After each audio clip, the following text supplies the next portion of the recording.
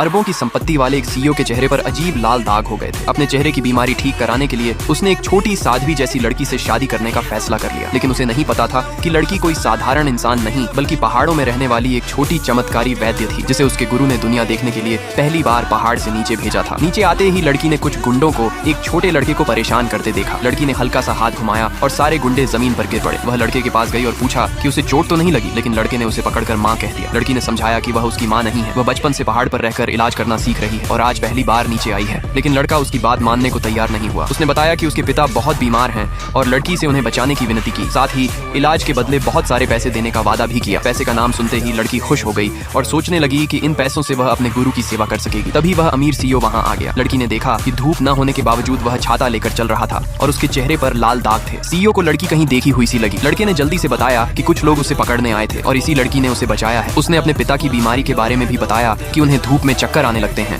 इसलिए वे हमेशा छाता लेकर चलते हैं। सीईओ को अपनी गलतफहमी का एहसास हुआ। वह बेटे को लेकर जाने ही वाला था, लेकिन लड़का लड़की का हाथ छोड़ने को तैयार नहीं था। सीईओ ने सोचा कि उसकी बीमारी लगातार बढ़ रही है और डॉक्टरों ने भी कह दिया है कि उसके पास ज्यादा समय नहीं बचा। उसने तय किया कि लड़के को लड़की इतनी पसंद है तो उसे अपने साथ ही रख लेता है। तीनों एक कैफे गए जहाँ सीईओ ने सीधे लड़की से शादी का प्रस्ताव रख दिया। लड़की ने हैरानी में उसके ऊपर पानी उड़ा दिया और कहा कि उसे वापस पहाड़ पर जाकर अपने गुरु की सेवा करनी है। लड़का ये सुनते ही रोने लगा। तब सीईओ ने लड़की को बहुत बड़ी रकम देने की बात कही। इतना सुनते ही लड़की तुरंत तैयार हो गई और उसे पति कहकर बुलाने लगी। तभी सीईओ की पुरानी मंगेतर वहां आ गई और लड़की पर पैसे के लिए धोखा देने का आरोप लगाने लगी। सीईओ ने लड़की को अपने पास खींच लिया और अपनी पूर्व मंगेतर को चेतावनी दी कि वह उसकी पत्नी की बेइज्जती न करे। तभी छोटे लड़के ने चुपके से एक छोटा सा जादू किया और सामने रखा कॉफी का कप उस औरत पर गिर गया। सामने यह खुशहाल परिवार देखकर उस औरत ने मन ही मन बदला लेने की ठान ली। बाद में सीईओ को चिंता हुई कि लड़की सच में उसके बेटे का ध्यान रखती है या नहीं, इसलिए वह चुपके से उनके पीछे चल पड़ा। रास्ते में लड़के ने लड़की से पूछा कि उसका जादू कभी चलता है और कभी नहीं। लड़की ने उसे ध्यान लगाकर शक्ति संभालना सिखाया। दूर खड़ा सीईओ ये सब सुन रहा था। उसका सहायक बताने लगा कि एक महान गुरु की इकलौती शिष्या बचपन में ही कठिन विद्या सीख चुकी थी